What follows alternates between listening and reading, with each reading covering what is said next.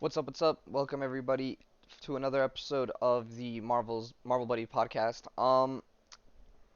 It's me, Micro, back again. Just a little tired.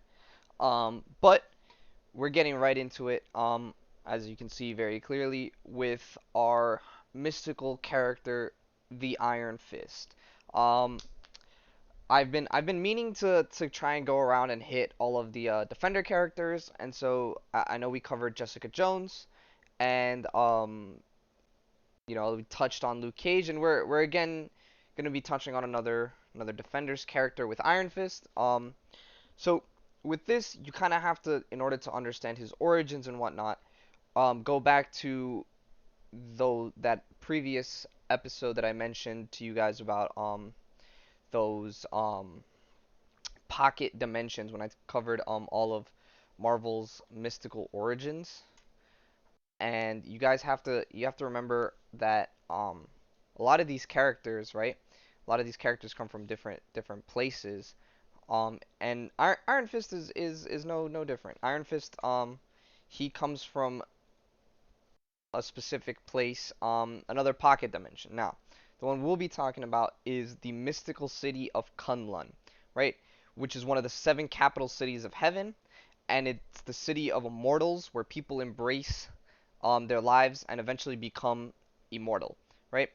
Um, so our story lies with a singular boy from New York whose kind of weird father took him his entire family, mom, him, and and himself, as well as a business partner to the mountains of Kunlun, which is a real place, by the way. The Kunlun Mountains are a real place in like Asia, and it is different from the mystical city of Kunlun because I guess in the spelling one has an apostrophe, but and also one's a pocket dimension. But with these stories, right? His dad was in search of Shangri-La or like some sort of nirvana, some sort of like mystical place, right? Where he could get like mystical items, right? And he in the story, The Lost Horizon, the actual novel, Shangri-La is set to be located in the mountains of Kunlun. And so when he goes to those mountains, you know, after some unforeseen incidents, we later see that this boy would be raised by those monks from Kunlun, and this boy named Daniel Rand, Danny Rand is what they call him. What's up, Shanks? But those boys, that boy that is named Danny Rand, would eventually grow up to become the immortal Iron Fist. He was written by Stan Lee and Roy Thomas on May 10th, 1974, and was a product of the rise of the martial arts movement in the 70s. A lot of like big movies like what is it? Like Bruce Lee movies, Enter the Dragon. You have the Karate Kid, right? Which I'm pretty sure is from the 70s. Like I could be wrong, 70s, 80s. Right, but yeah, those big like martial arts style movies, right? Is what like heavily inspired Marvel to get like capitalize and get into it, into like the martial arts scene. So you have characters like Iron Fist, right? Shang-Chi, and a lot of other like similar styles of characters. Yeah. Um, but I do want to get into Iron Fist here. His origins are very. His story here is like his number one story. His debut comic is very interesting because he speaks in like third person, sort of like it's kind of like, well, not really. It's kind of like you're reading it as Shang-Chi, I guess. But he would be like reading it or speaking it as if you were him, if that makes any sense. But here he is, the Fury of the Iron Fist. So it's like you are Iron Fist. You stand there too tensely aware of their eyes on you, right? UT, the hooded one, and his four dragon kings. One, two, three, four, kings. And then you're facing four of the other facing you four other edge closer to you, searching for an opening, a moment of weakness to inflict, right? And then here's Shang-Chi about to fight these four guys, while you two and the Lung Wang, you two and Lung Wang, the Dragon Kings, about to fight you. Um, and so you assume the cat stance and you taunt and they attack, right? And then here he is doing like a bunch of different moves, rock smash and sword hand and hammer blow and monkey blow, and he knocks them all out. He's fighting them, and it's pretty much just more like action scenes with him. Um, th I will say when you look at the characters that are the defenders, a lot of them are very much they're not meant for younger kids, a younger audience. A lot of these characters typically aren't because when you see them get written by Stan Lee, right? Stan Lee isn't he doesn't want these characters to be like Superman. He didn't want these characters to be Superman, right? Superman when he was one of the first superheroes to come out and his weakness was a green rock, right? And then it didn't really give you connection to this character because this character is like Superman specifically is an alien from outer space whose weakness is a rock, right? Whereas characters like, you know, Iron Fist here or Spider-Man or whatnot have like actual weaknesses. They have like actual personalities and lives. And so certain characters tend to be written in a more adult theme, not just the Defenders, but most of the time you're looking at the Defenders. If you guys go back all the way back to our Kingpin episode, we covered a lot of Daredevil comics because Kingpin is a reenacting villain in reoccurring villain in Daredevil, and a lot of the times those comics would end with people dying, getting shot, like murder all the time. And so as a defender here, Iron Fist is no different. Um, it's a very bloody outcome. A lot of those defenders and the Midnight Suns characters will end up being written as very dark, more bloody, more violent. Whereas some of the other characters like the FF, like the X-Men, minus like Wolverine and Deadpool, like Spider-Man, right, tend not to be written as the Avengers tend not to be written as bloody because they're more like showcased to children, right? Um, but there's a lot of blood, and as he's fighting, he's like they crumple one man on the arena to remain on the floor. Nor will any one of them rise again. Them boon rise again. Any one of them soon rise again. It is all taken but a minute, perhaps as men measure time, a single minute during which you must have seen the inhuman fighting machine. But now beads of perspiration which dot the dragon band on your chest, dragon brand on your chest, remind you that you are, after all, merely a man. Perhaps that is not enough, or that is enough. And then he addresses the dragon, which is so what's his name? Lu something something something. What's his name? Wu two, you two? Yeah, you two. Um, and so he tells him like you gotta set yourself free. You see, it's like you see yourself as you were is almost exactly 10 years ago, and this is when we start dwelling into Iron Fist's backstory, right? Um, so with it, here's his family on that ice hill, right? He's like, oh, Wendell, if our factory workers could see us now, they think we're all crazy, right? Back there is his coworker.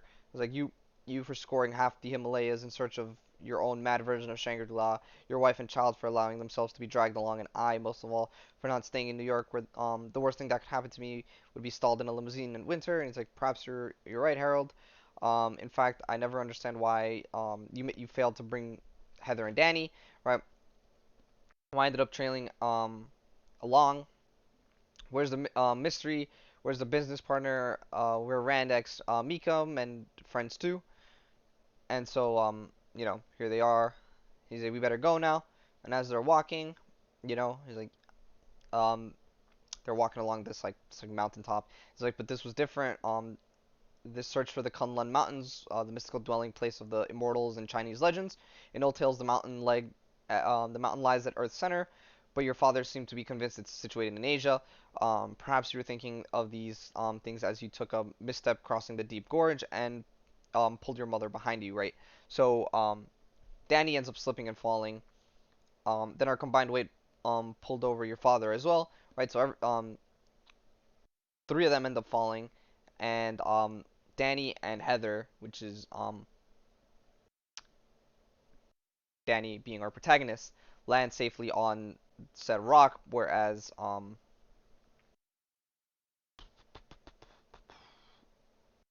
your father, this character, is dangling from the ridge, right? He's like, Carol, pull me up, and he's like, we've gotta get another rope, throw it down to Danny and Heather. He's like, wait, why are you staring at me? Do something, you know? And then he's like, oh, there, I will do something, and he takes his like spiky boots and he steps on his hand and kind of hits him with like that Mufasa move and just drops him, right? He's like, and you know, the mom's watching, she's like, oh my God, Wendell, oh my God, and dude falls, smacks his head on a rock, pretty much dead, but is still falling, and then dies. And here's Danny and his mom crying.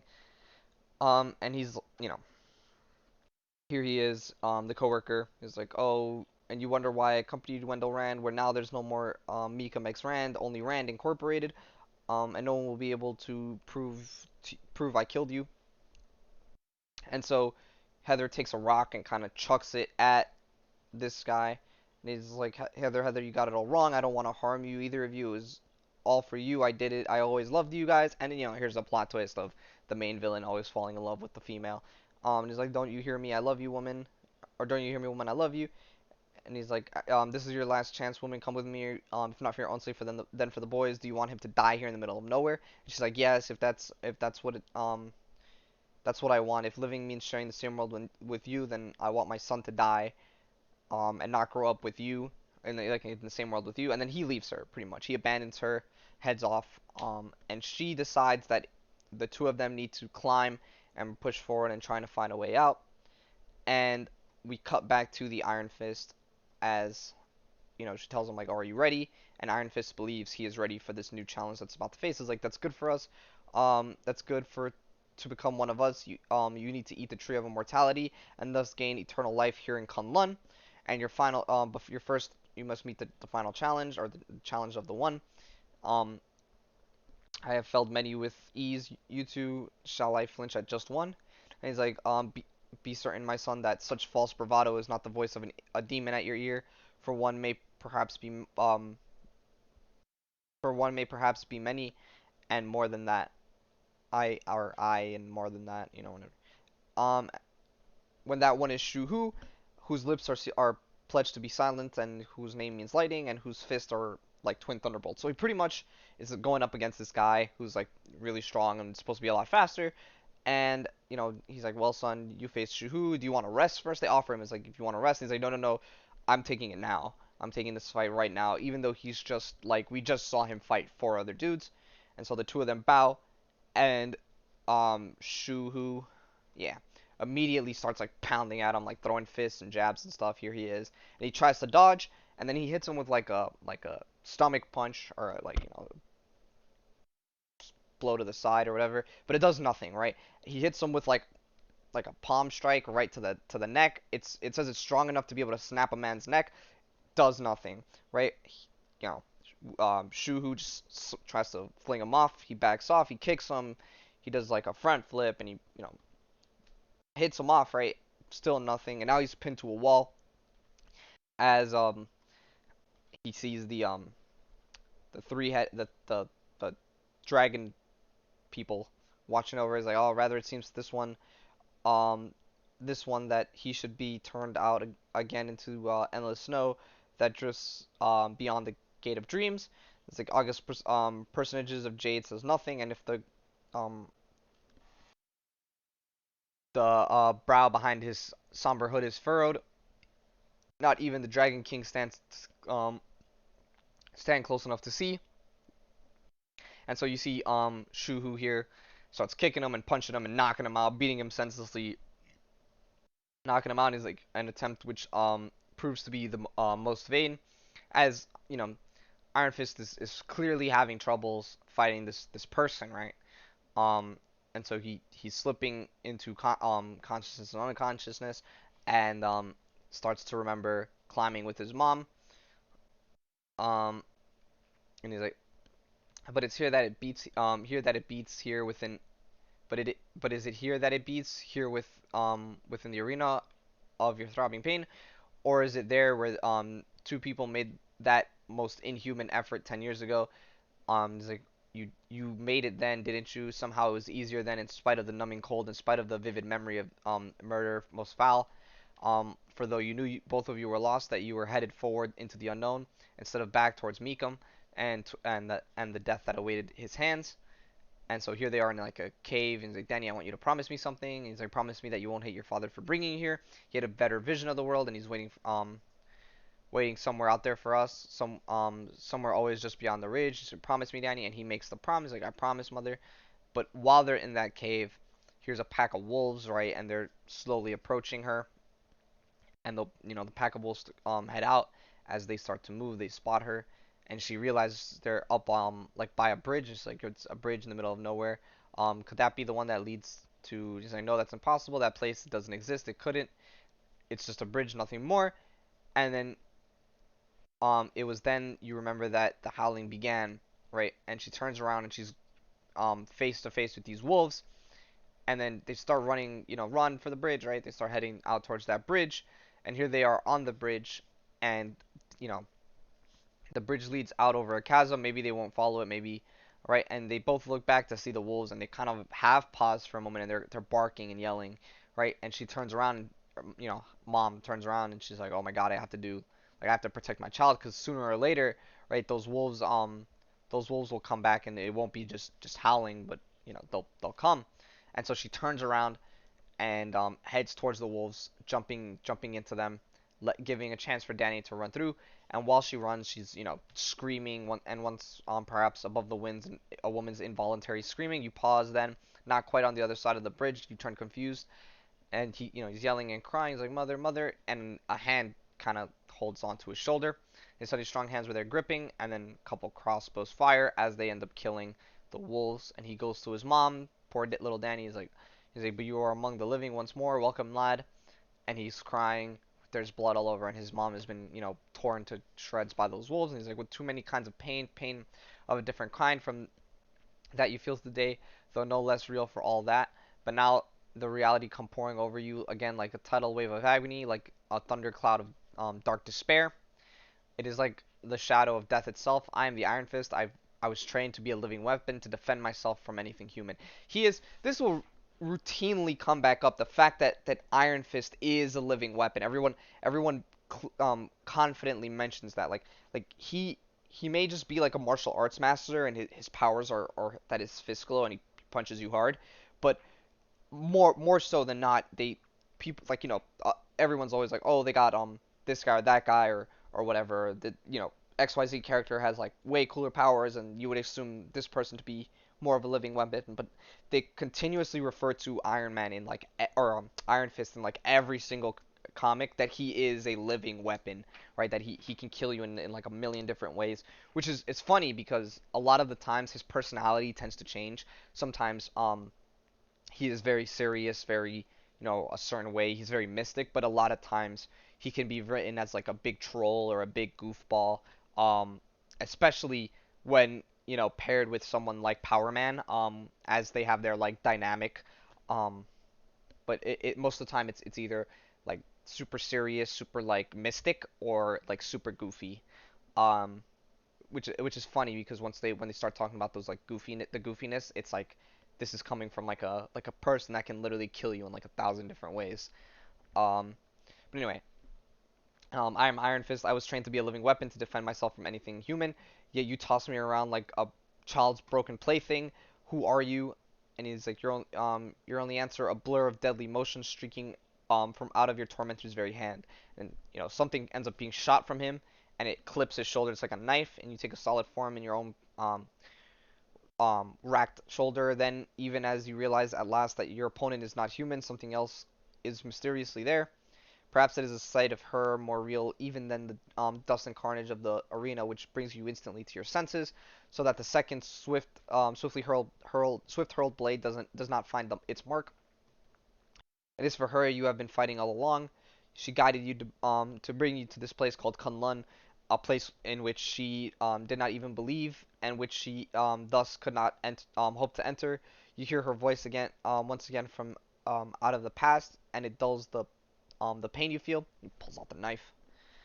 It's like dulls into dulls it into insensitivity, then oblivion. You no longer do you feel the pain, and the blood which drops could easily belonged to a child who perished 10 years ago. Now you are merely the Iron Fist, and you are as well a man gone berserker or berserk. And he yells "I," and he like kicks him in the face. He's like, you failed before with blows you thought you're strongest, but it doesn't matter now as you leap anew into the jaws of steel-fleshed doom. As you strike again, he's kicking him and hitting him and smacking him again, and yet again. Now you can feel the hard man forged metal beneath the hood, feel it start to give and bend and twist. The ponderous giant's move become sluggish, slow, mechanical, and if he could, it could feel pain. Its pain could dwarf any that you have ever known. At last, it totters, reels, yet it's still going too strong to fall. And now an icy calm settles over you, a calm which is finally your greatest strength. And this is where we get to see Iron Fist do his damage, right? Um, uses his actual power, and he's like, you call silently towards upon the invincible will which forms at the very core of your being. Unfathomed reserves of concentration and resolve flow from your brains, your shoulders, your legs, even from every part of your body honed for the last 10 years, or for 10 long years, flow and merge into one place, into your hand, until it begins to smolder and glow.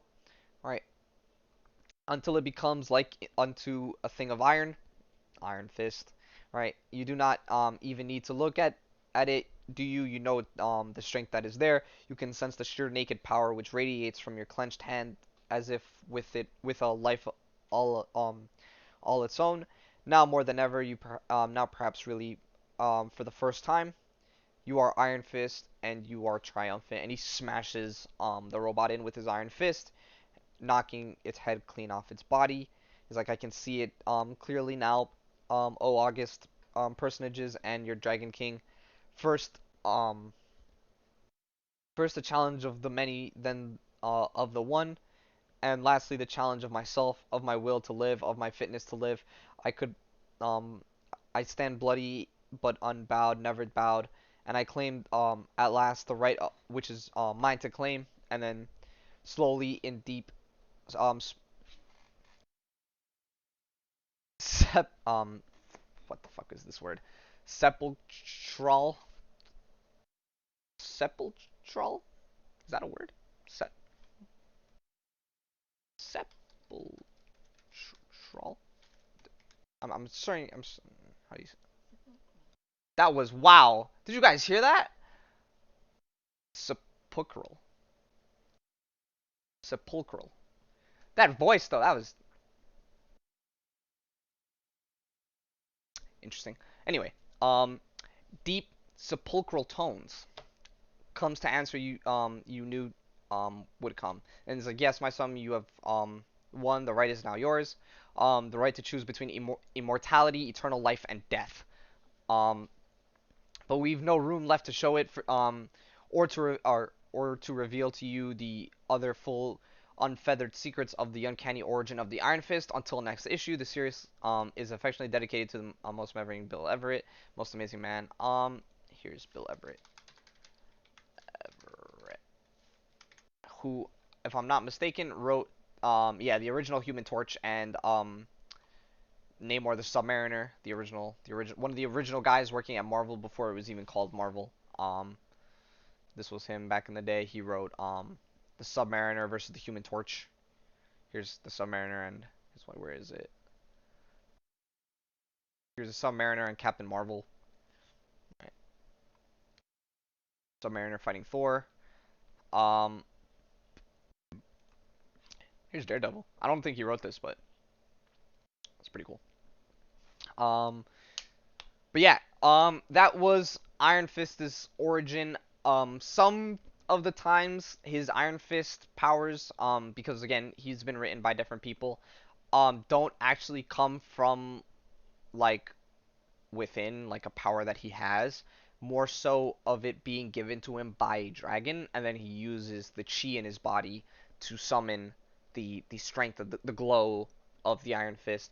Um, Most of the time, if I'm not mistaken, it was given by Fin Fang Foom. Let's see. But I could be wrong.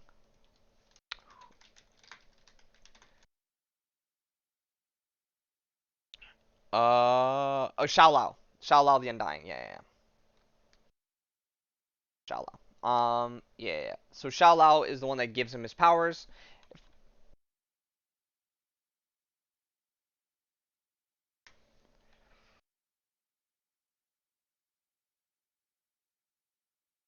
Yeah. That's pretty cool actually. I'm not gonna lie with the little Lego set. But it's Xiao Lao. If I'm not mistaken, because that name does sound familiar,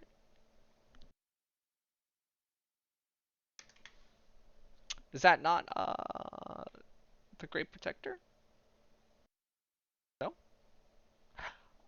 Dragons, too many. Um, because I know this is Fin Fang Foom, which I can cover. Fin Fang Foom. Dragon from Shang-Chi. Was that the Great Protector, right? Is that separate from?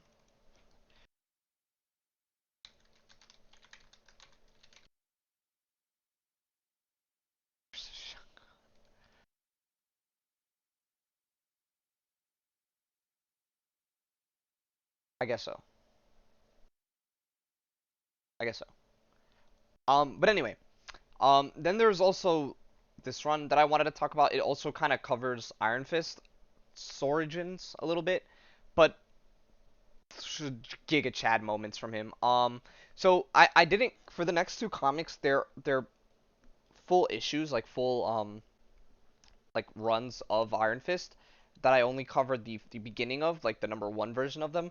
I would honestly recommend if you guys are interested in like serious like deeply serious Iron Fist comics that you watch this one or read this one. Iron Fist: The Living Weapon by what is it? Karare Andrews and um if I'm not mistaken, I think this was also written by Matt Fraction. Um, there's a Karare Andrews and Matt Fraction and oh, what's his name?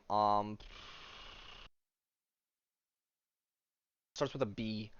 Um, big famous comic book writer. I know it's not Steve Buscema, but it's like in my head. Um, but pretty much anything that Matt Fraction writes, at least to me, is like really freaking good. He's the one that wrote the Hawkeye comic that is the one that's based off of the TV show. Karare Andrews, I haven't read much of him, but he wrote this Iron Fist comic, and the way just the look of this is like I mean look at the art style of this. It's sick. Um, just like this comic is a very serious um look at Iron Fist. Like the, like a very modern, more serious look at Iron Fist and his backstories, and you can see here this is him like, and he's on so he's supposed to be on like a date, but you find out that he's like reliving his entire life, right? And like just the way that's like it's written is great. Like you can see the detail in the paper. It shows like I mean you look at this right. It's different from this how it's like drawn like it's a crumpled up like folded piece of paper, right? It's really cool. The art style and the way it's done. And this one is definitely meant to be a lot more violent and bloody. Um, he shows like you are Iron Fist, yes. And he's like, tell me about that. How does someone become an Iron Fist? He's like, it was a choice, like dairy or soy. He's like life or death. He's like, oh, okay, interesting. And what did you choose? I chose death, right? He's like, I'm not sure I understand. As a child, you and your entire family went missing for a decade, and you come back alone as this living weapon. He's like, yes. And he's like, at the time of your return, the business partner of your father's empire was murdered, and you took sole control of Rand Corporation. Some might think that convenient timing. He's like, I came back to kill him. Like, oh, like metaphorically, um, corporate assassination, that sort of thing is like, okay, maybe we're getting ahead of ourselves. Um, take me back. Would you? He's like, to where? To the very beginning, you are Iron Fist. He's like, not yet. That came later. He's like, okay, you're Daniel Rand and you're 10 years old. He's like, Iron Fist. No, I'm just another assignment. 53-minute curiosity with cheap powered fists, followed by a small paycheck, and you're just 3 steps out of a journalism degree, subsidized by mommy and daddy, enabled by a pretty face. There was a time I would have asked you if you wanted another drink or to watch the sunrise. I tell myself I'm not lonely and I'm just alone and I should just get up and leave. But you're asking questions no one else has ever even bothered to ask, right? So he goes back. He's like, I'm 10 years old, right? And again, he's on a date here, right? And the girl knows that Daniel Rand is Iron Fist, right? And the thing you have to understand about Daniel Rand is his dad owned, Rand Incorporated, Rand Corporation, right? He comes from wealth, right? However, like he was born to money, to status. However, at 10 years old, this accident happens where he loses his entire family, loses his corporation, and he lives on a mountain with monks, right? So he has all this wealth. He's top G, and then he loses it all in a single day, but then comes back to take it all. That's his story, right? And he is literally at 10 years old taught to be a living weapon. So like, what do you do after that, right? You can't spend your entire life being a trained assassin and then just expected to wear a suit and tie and sit at board meetings and drink wine or whatever and talk about business proposals. He is literally a murderer. He can kill you in 50 different ways, kind of situation, right? um but somehow, right, when you look at Danny, right, somehow he still goes on dates. He still's a funny guy. He's still, while being serious, he can also be lighthearted and funny and comedical, and that it's what makes Iron Fist a lot different from a lot of these characters. He has this troubled, terrible backstory, while also being like one of the, like, very comedic, very like down to earth, while also being serious kind of character, right? Um, which is something a lot of characters don't have. It's very rare to see a character that can do that. I mean, like some you get either like incredibly goofy, right, on one end of the spectrum, or incredibly serious on the other, right? Like you like Wolverine and Deadpool at the end of the spectrums, right? And then in between you have all your Captain Marvel and whatnot, and then your more goofy characters start to roll up until you're at a middle sweet spot, right? Where it is this Iron Fist, right, in the middle, where he is sometimes depicted as goofy and sometimes depicted as very serious. And this comic right here is the depiction of his serious side. Um, He's like, I'm 10 years old. He's like, Dad, wait up, you're walking too. And he's like, hey, champ, isn't this great? Sun in our eyes, ice in our boots. You breathe in that afternoon crisp. And he's like, oh, I'm cold. And he's like, you're alive, and that's what living feels like, Danny.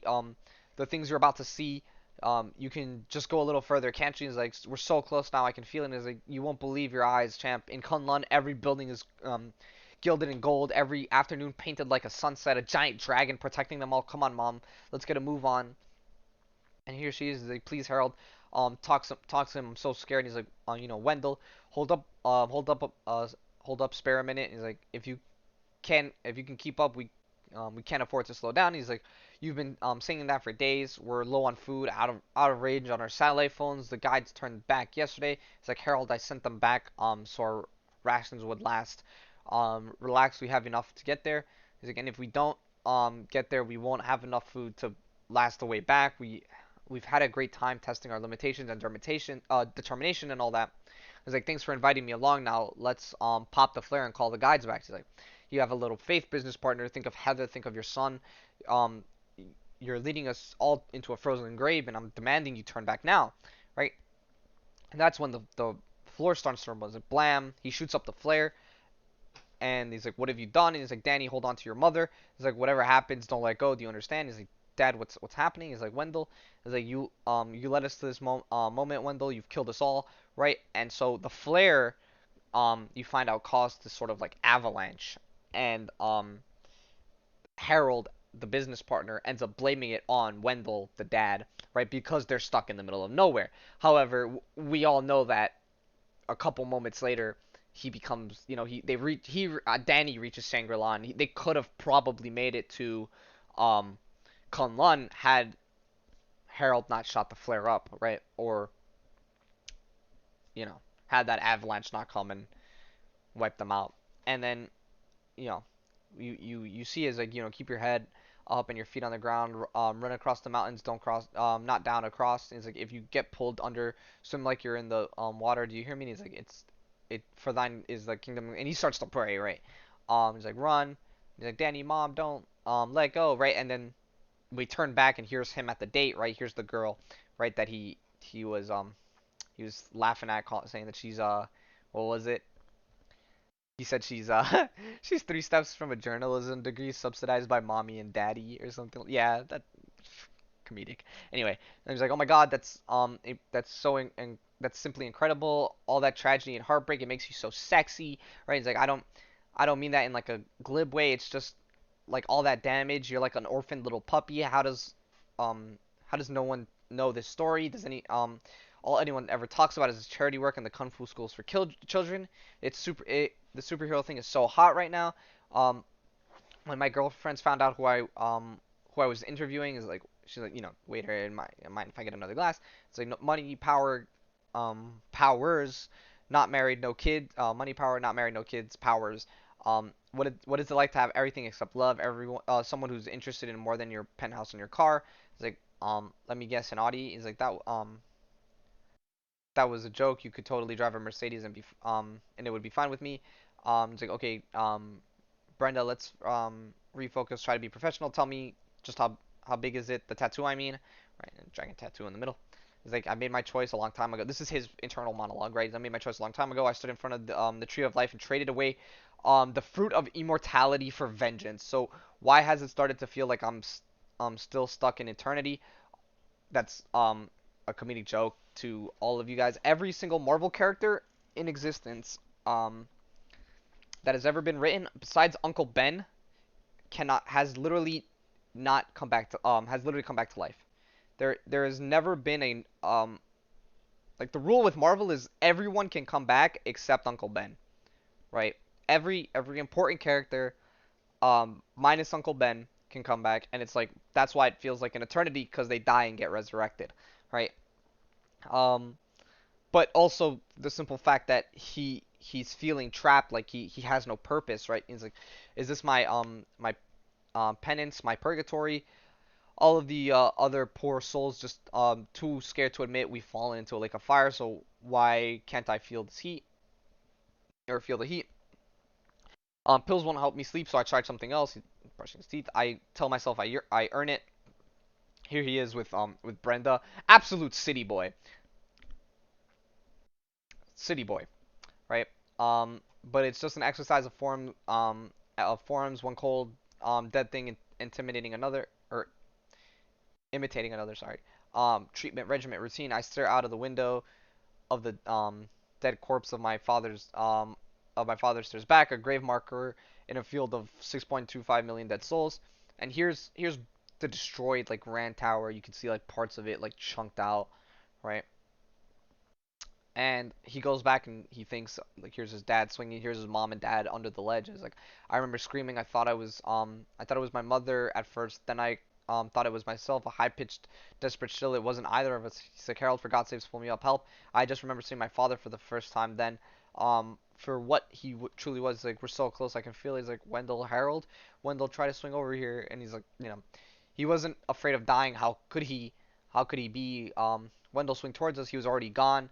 He's like, can't turn back now. Pull me up. And he's like, a dead man walking around in my father's skin. He's like, keep going. We can. Harold, pull me up. And he's like, please let us know him. Swing this way and let go of the rope. Let go.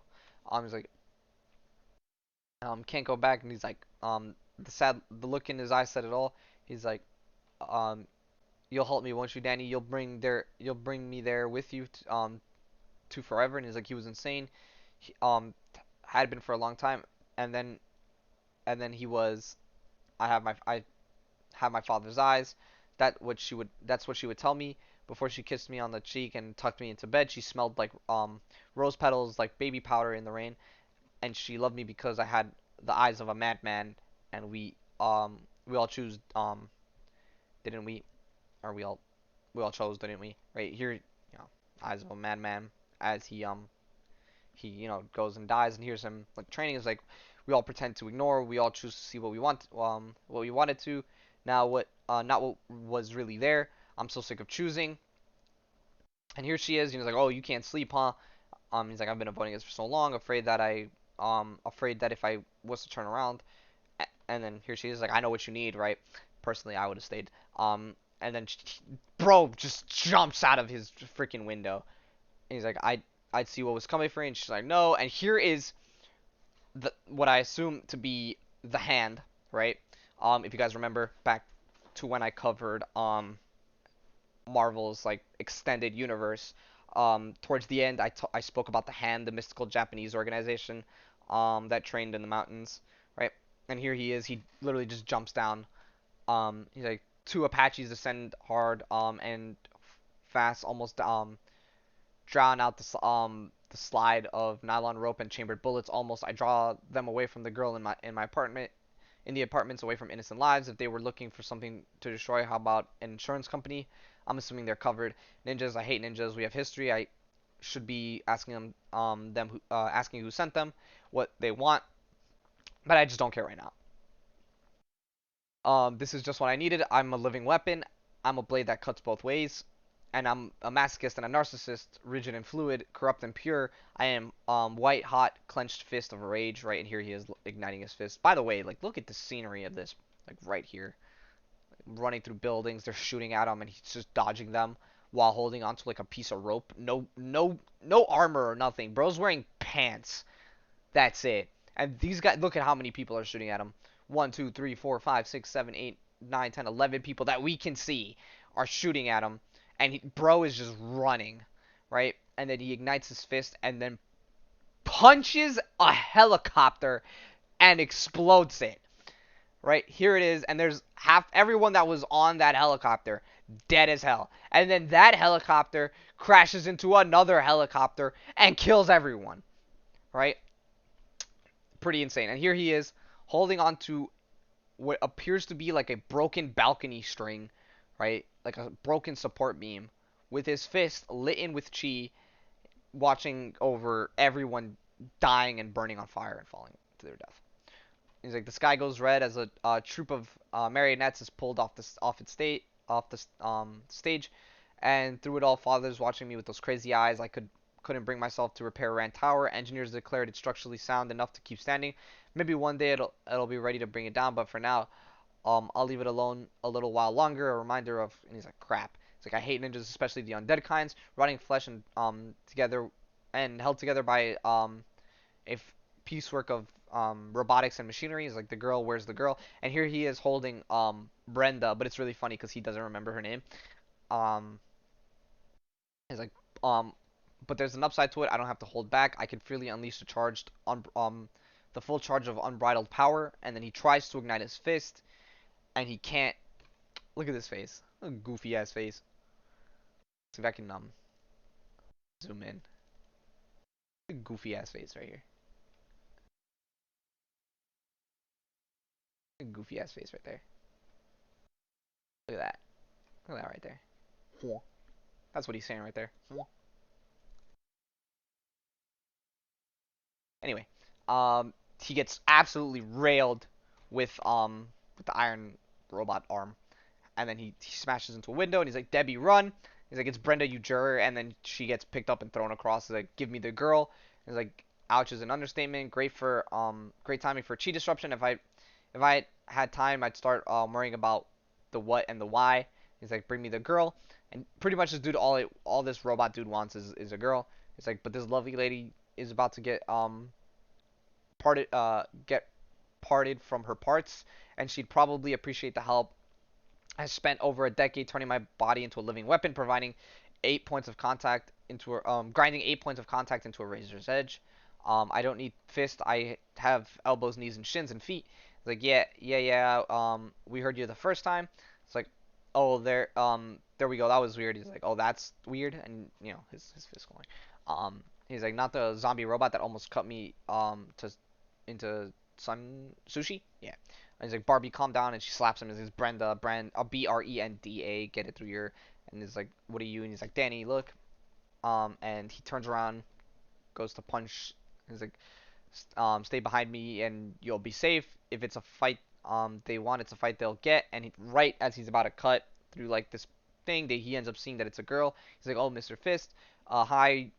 He's like, "You're much too small and fleshy to be a killer ninja." He's like, "The girl." He's like, "Mr. Fist, I find you, tell you important, big time message. Get back to Kunlun." And she end up getting like 4 arrows to the back. She ends up dying.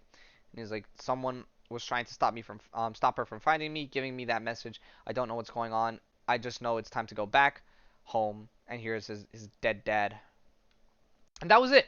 That was that first comic. It kind of better covered his experience and his mental when regarding his family's death and his origin, while also showing some great ass action scenes. I mean, this is just pretty sick. But yeah, it's important when looking at Iron Fist to know that he's pretty much like dead inside, but we all know that when you're dead inside, you have that like whole like ha ha ha kind of moment.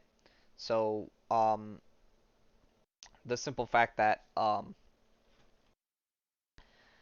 yeah, that he is the way he is cool.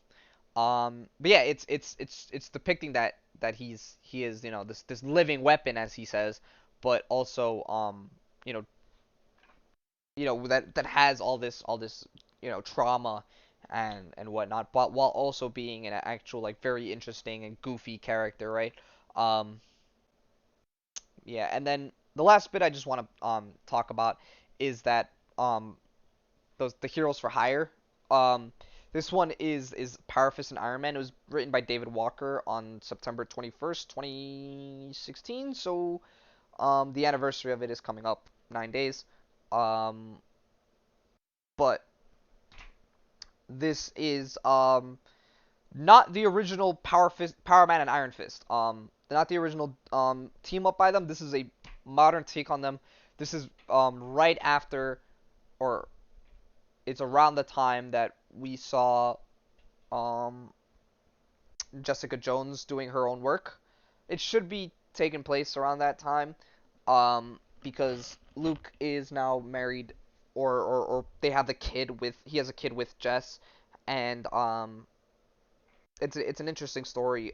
There are definitely better and older stories, like from the 70s, from the 80s, of Power Fist and or Power Man and Iron Fist.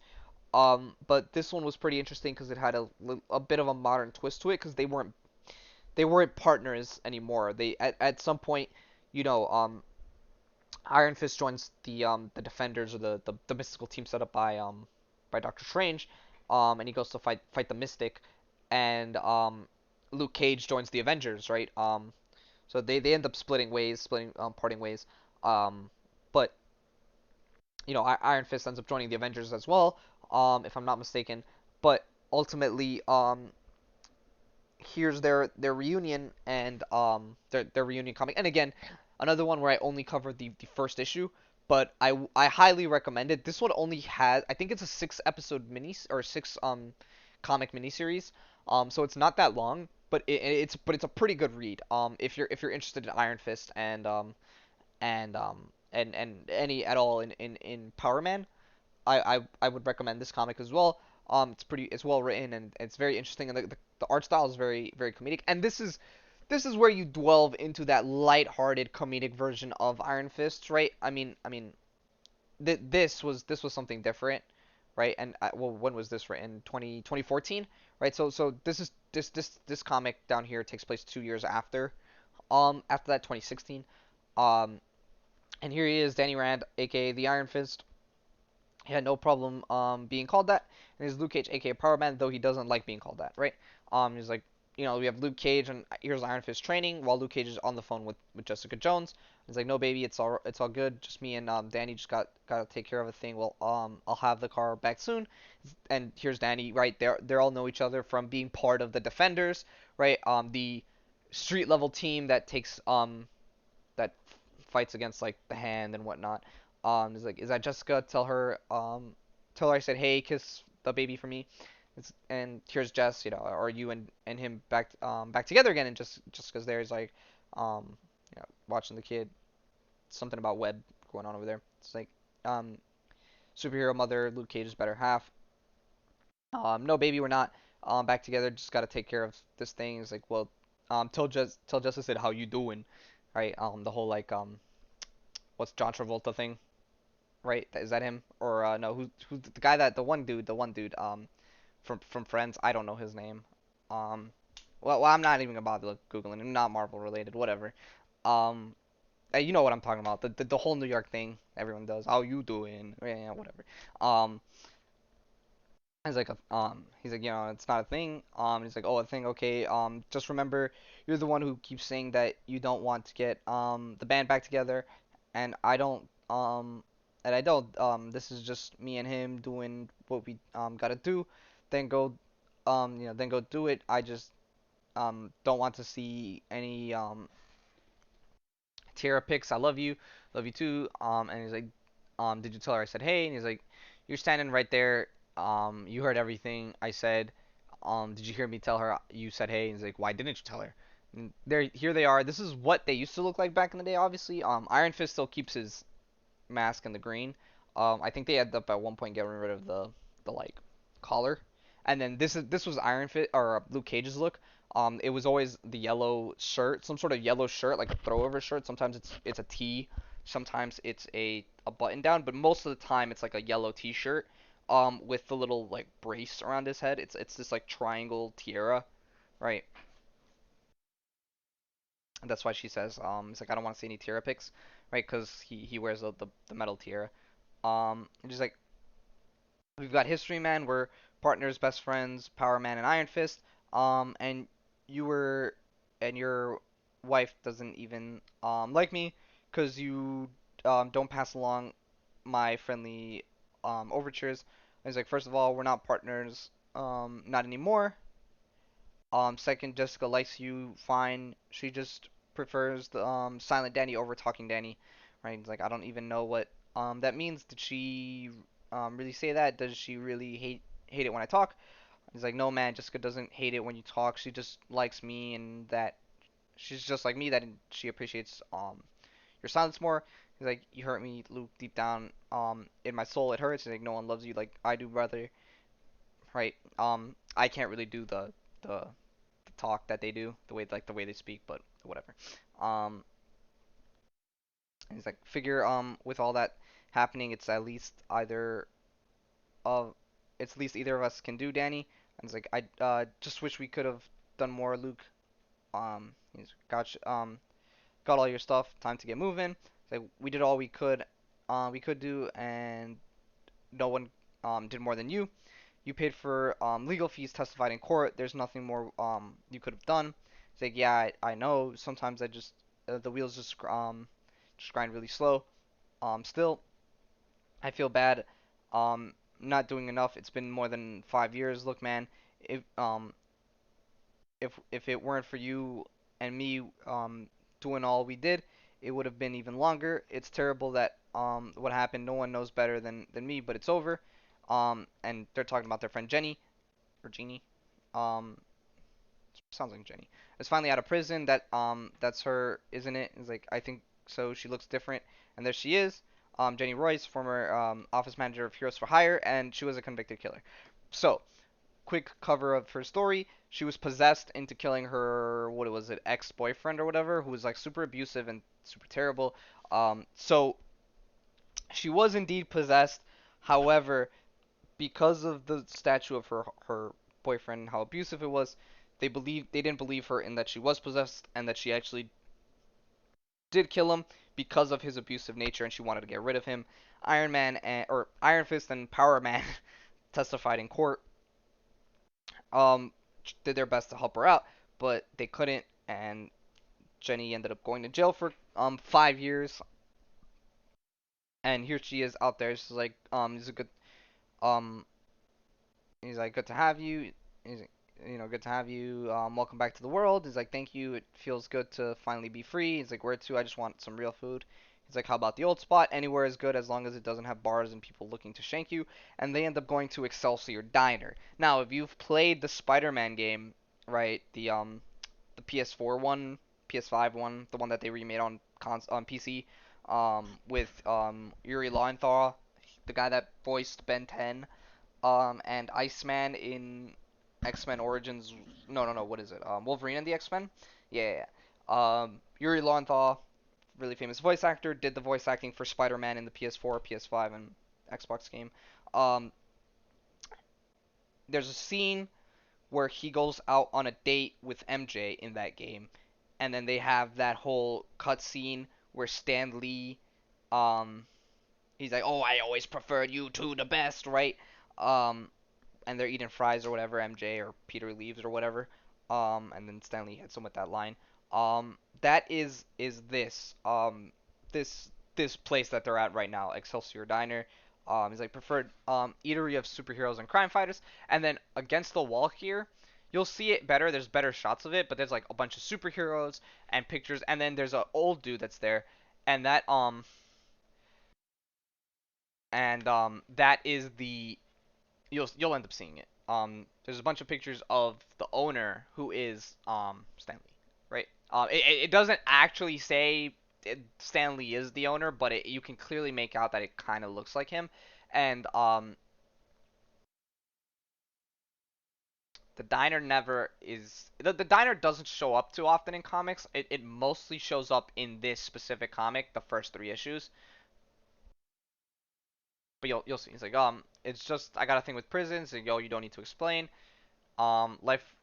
This is not the wall, by the way. This is her like backstory in prison. It's like life was living hell worse than the nightmare. The worst nightmare. Prison changes you. It chews you up.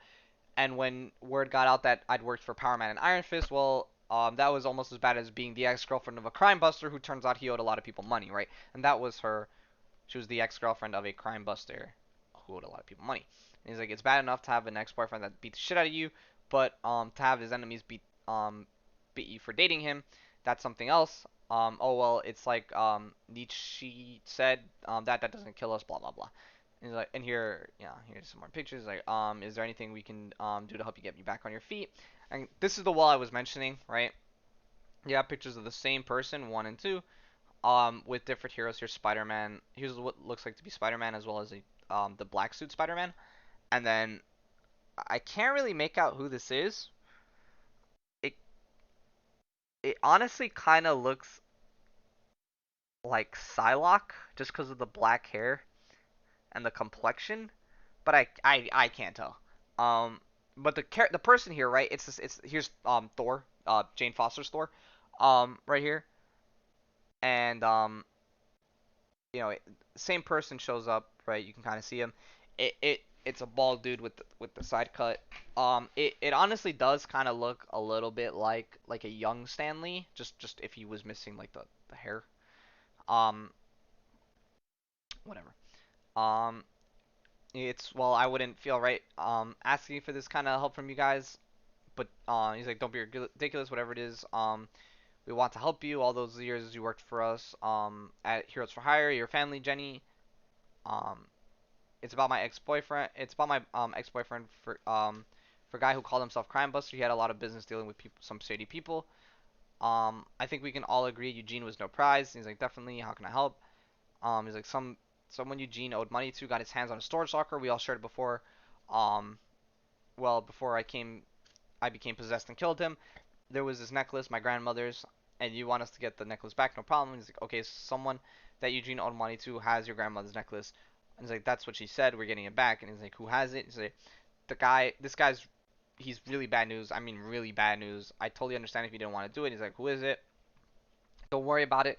We got this. We'll get the necklace back. He's like, no, seriously, who has the necklace, right? And he's like, I can't believe you said we'd do this. And he's like, it's for Jenny Man. She has family. He's like, yeah, but yeah, she's family, but this is a bunch of fiddle faddle, right? If you don't remember earlier in the comic. Oh, you haven't gotten up to that part yet. Never mind. Yeah, there's a bunch of fiddle faddle. He's like, um, what the hell is fiddle faddle? And pretty much here's Luke Cage and Jessica Jones and their daughter, and she's just cursing. And he's like, Luke, I love you, sweetheart, but you got to do something about the swearing. So, Luke has been cutting down on his swearing, which is funny because you'd expect it to be um Jess because of all the other cursing she does, the whole fact that she gets drunk and whatnot, and then Luke Cage's whole "Oh Sweet Christmas" line, right? It's like, right,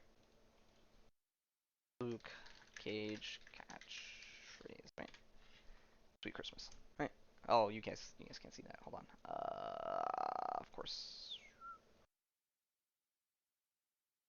Of course, of course. Hold on. I'm ruining my layout now. All right, hold on. Hold. Oh my God. I'm. You know what? You just have to believe me that. Oh, is it? Yeah. There it is. There it is. Sweet Christmas. Um, I hit the wrong one. I apologize. There it is. Um,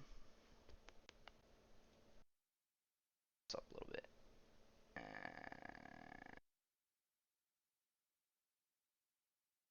That's good. Good enough. Good enough for now. Anyway, where were we? Down here. He's like, wow, Jessica keeps you on a short leash. And he's like, we're not talking about my relationship with my wife. We're talking about the fiddle faddle favor you committed us doing. It's like, but you can't say fiddle faddle favor 5 times fast. It's them joking around. He's like, could you stop annoying the fiddle faddle out of me? Could you do that? He's like, can't believe we're doing this. He's like, you already said that Jenny is family, and you said that just let me do all the talking, okay? This guy's a bad knick-knack paddywhack. And he's like, a bad what? And he's like, yeah, what you want? And he's like, I want to have a word with the man. It's like, come on up, elevator's busted. So here they're going up. He's like, remember, I know, let me do the talking, not a word. Me and him, we got history, I can handle this. And he's like, he walks in and he sees the room. He's like, wow, this is a cool place. And you end up seeing what is Lonnie Lincoln, aka the Tombstone, who runs organized crime of North 110th Street. And it's like, sup, Luke, been a minute. Didn't know you was back together with Iron Man.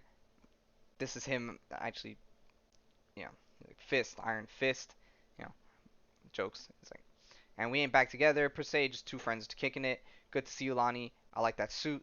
He's like, kicking it, huh? You and Iron Man just decided to pay a visit to your old boy Lonnie. Let's skip the shit and tell me what you want.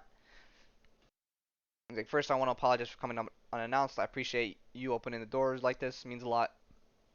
Straight up, we're doing a favor for a friend. You know how it is. Seems there have been a confusion about personal belongings of said friend, which have inadvertently come into your possession.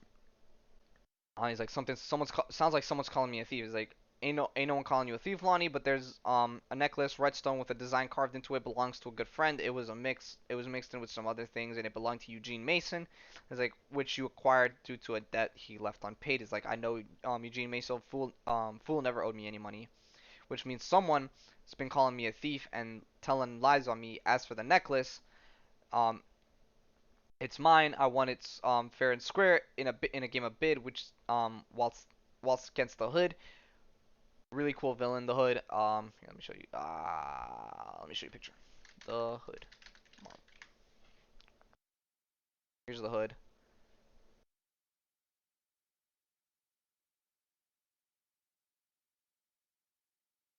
Big criminal character.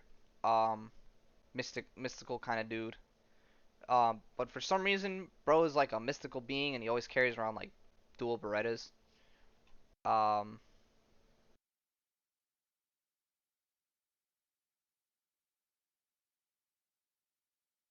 if I'm not yeah, here he is, the Hood. In case you guys ever want to watch me play it live, this is ridiculous as fuck, but very fun to play. Um, I do eventually want to play more MC. One of these days I'll figure it out. But here we are. Like, it's mine. I won it fair and square. In a game of bid while it's against the Hood. Keep it here. Keep it right here with my most prized shit. It's like, I'm okay. Let's not get upset. Lonnie seems to be a misunderstanding. It's like, ain't no misunderstanding. It's real clear what's happening. First of all, first you come in here calling me a thief. Then you sit here in my home and tell lies on me. But the worst part, but that ain't the worst part. Worst part, the shit that I can't let slide. You brought a living weapon into my home. Like, I don't know what that means. He's like, oh man, I didn't even say anything. He's like, don't do this, it won't end well. Oh, it's getting done, now hold still. He's like, sorry. He's like, hate to say it, I hate to say I told you so. Especially since I wasn't supposed to talk, but I told you this wouldn't end well. He's like, oh sweet Christmas. Okay, if this is how you want it, um, we'll do this. Watch out for the vest. My skin is unbreakable, but the velk is vest is silk. And he's like, this is awesome. And Danny in the back. He's like, not at all, because Danny's beating the crap out of everyone, and everyone's kind of dogpiling on Luke. It's like, we just want hey, the necklace. And he's like, oh, I got it. He's like, you don't understand. You guys are getting set up. Like, I can't hear you with all that with that weird ass whisper yell, right? Um, he's like, you don't want to mess with me, Cage.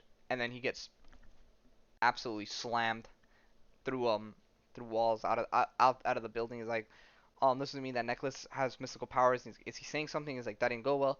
Hey, don't blame me. I didn't say a word. Let's at least we just got Jenny's necklace back. And he's like, none of this adds up. Why would Tombstone lie about the necklace? And he's like, why wouldn't he lie? He's a bad guy. That's what they do. And they head back to Sisters of Mercy's house at the South Bronx, which is the home for female parolees. Hey, you did it. You guys got my grandmother's necklace back. And he's like, we said we'd do it, and we did. It's like, and it wasn't easy. And like Tombstone said the necklace was his and that he wanted it in a card game. He's like, you don't think I'm? He's like, I just wanted my grandmother's necklace. That's all I don't. That's all. I don't know why Tombstone said what he said. I mean, we're family. Why would I lie to you? He's like, yeah, and Danny is quick to defend Jenny here. He's like, yeah, man, who are you gonna believe, family or an ex-con like Tombstone? He's like, I'm an ex-con and technically so is Jenny, right? And he's like, I knew I shouldn't have asked you guys for your help. I should have just let it go. I just wanted a part of my old life back. And he's like, come on, you guys, this is ridiculous. This is Jenny we're talking about, right? See, doesn't this feel much better than fighting? And then here are some of the guards, right? He's like, this, I'm telling you, this Power Man and Iron Fist are back together. How do I know? Because um they jacked me for the Super Soul Stone. Yeah, that Super Soul Stone, definitely someone's gonna pay for this, right? And here's Luke with his daughter and Jess, and he's like, sorry to hear that you had such a rough day, but just to be clear, you and Danny aren't getting back together, right? He's like, no, baby, I love Danny like a brother, but today was a one-time thing, doing a favor for a friend, I guarantee it. And he's like, no more Power Man and Iron Fist, no more Heroes for Hire, ain't got time for that fiddle faddle. He's like, man, today was super awesome. There's no way we cannot do this. And here's like Heroes for Hire, some of the old stuff, Master of Kung Fu. Um, so it's pretty cool. Like, what is that? Williams swag. Kind of cool seeing some of the stuff back here. Shaw Brothers. Yeah, whatever. Um, I don't. Um, I know you don't think it would happen, but I got it. Just like you said, it would. It's like you gotta admit, I didn't think your plan would work. I can't believe they fell for it. It's like, of course they fell for it. They have no reason to doubt me, and all that. Crying helped. Besides, we're family. That's what that idiot Danny kept saying. We're family. Like family would leave me to rot in prison. She's like, can I hold it? It's, what's mine is ours. We're in this together, sister. And she's like, it's beautiful, isn't it? It's like, it's more than beautiful. It's powerful. And then here is Mariah Dillard, aka Black Mariah, big Luke Cage villain back in the day. Here I will drag the display down a little so you guys can see the full image. Like, and once word gets out that Lonnie Lincoln let this kind of power slip through his fingers, we're gonna find his empire crumbling. It's over for Tombstone. Black Mariah is about to take over. Black Mariah and White Jenny are about to take over. And he's like, sure, sister, gotta stick together. And he's like, they're trying to rebuild an empire now, and they used Luke and Danny to get to it. And this comic, the beginning of it, just I wanted to show it off just to show how lighthearted Iron Fist is. But going back to that point, he very did. He is very look, I mean, like, look, like, he's very trusting of Jenny. He, like, yeah, we'll do anything for it. How can how can you choose family over a con like Tombstone, right? He's backing her up. This is something that that changed him, because he's more of a family person, more of a certain kind of person, right? Because of the way he is, the way he acts, kind of thing. And sorry, this layout is like throwing me off.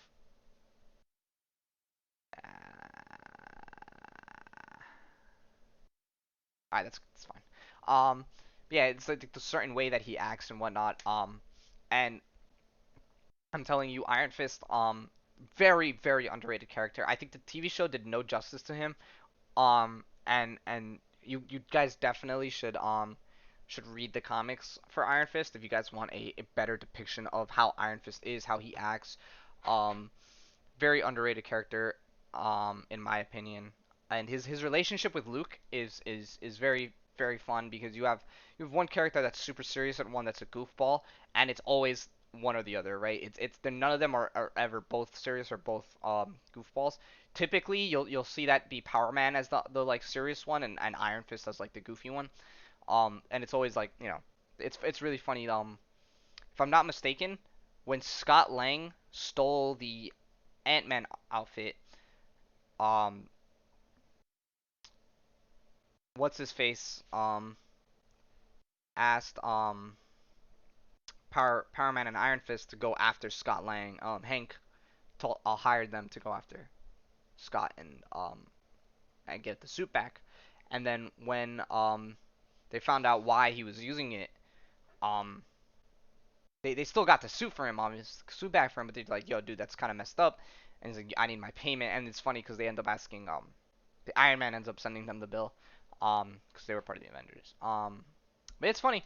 And it's also very interesting their dynamic. I think that you guys should definitely go and read Power Man, or Iron Fist, if you guys want more Danny. Some of the best stuff is his team ups with Power Man, Luke Cage. Um, but he has, like this comic is, some very serious solo stuff. I'm running down the wall. Um, and some of the older stuff are really interesting. There's one I really wanted to cover where he fights Iron Man.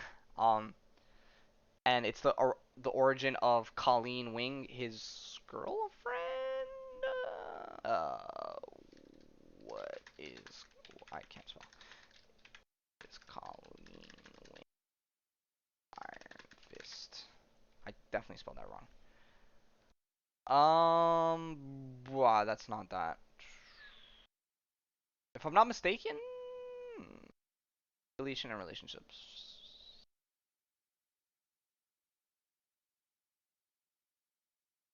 Single. Never mind. I fully cap. Um, I fully cap. She was a part of Heroes for Hires and Daughters of Dragon, freaking ally of Luke Cage and Iron Fist. Um, yeah, very interesting character. Her learned from a monk that Iron Fist was arriving. Okay, Iron Fist coming, met him, from Iron Fist, and I explain Robert Diamond, one of the Sons of Tiger. Huh. Wow. What a goofy dude. You got a nose as a freaking. Look at him. You got a nose. I don't know if you guys can see that. Look at this. Bro got a nose as a diamond. That shit funny. Whoa. Let me unzoom out of this. There's some no stuff going on over here. Discord. Yeah. Um. That's that for this week's episode of Marvel Buddies. Yeah. Um. That's pretty much it. Um. Thanks everyone for coming. Thanks Shanks for your first time view. Um. And interaction. But that's pretty much it. I just want to say, tell you guys that I definitely think you guys should read Iron Fist. He's in no way my all-time favorite character. Um, but he is very much an underrated character, and I do believe that you guys should go out and read him. But yeah, that was this week's episode of Marvel Buddies. If you guys have any questions or anything, you guys can feel free to email me at let's see here. What is the email? It is marvelousmarvelbuddies@gmail.com, which I will copy the link to in a moment.